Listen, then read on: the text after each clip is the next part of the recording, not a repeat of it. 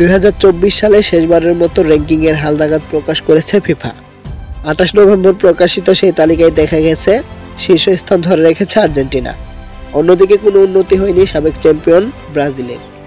র্যাঙ্কিংয়ে শীর্ষস্থান ধরে রাখলেও বছরের শেষ দিকটা অবশ্য ভালো কাটেনি আর্জেন্টিনার। বিশ্বকাপ বাছাইয়ের শেষ দিকে সময়টা ভালো যায়নি আর্জেন্টিনার। নভেম্বরে প্যারাগুয়ের বিপক্ষে 2-1 গোলে হেরে যায় মেসির দল। যদিও পরে পেরুর বিপক্ষে ঘরের মাঠে 1-0 গোলে জয় তুলেছে আর্জেন্টিনা। তাতে শীর্ষস্থান হারাতে হয়নি মেসির দলকে, তবে ঠিকই রেটিং পয়েন্ট কমে গেছে। তালিকায় আর্জেন্টিনার পরবর্তী স্থান ফ্রান্সের। নিজেদের সবশেষ 2 ম্যাচেই জয় পাওয়া স্পেন ও ইংল্যান্ডের পয়েন্ট কিছুটা বেড়েছে। যথাক্রমে পরের 2টি স্থানে আছে দল দুটি। তালিকায় এর পরের অবস্থান ব্রাজিলের। ফিফা র্যাঙ্কিংয়ে উন্নতি হয়নি ব্রাজিলের। লম্বা সময় ধরে ব্যর্থতার বৃত্তে ঘুরপাক খেতে থাকা সিলেসাওরা উন্নতি করতে পারেনি।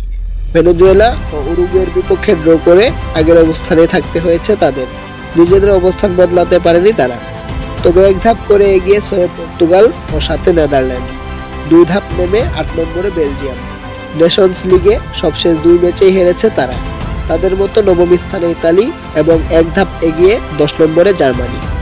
ফিফা র্যাঙ্কিংয়ে ভাগ্য বদলায়নি বাংলাদেশেরও। তালিকার 185 নম্বরে অবস্থান করছে জামাল ভুঁইয়ার দল। তবে হুচট খেয়েছে ভারত।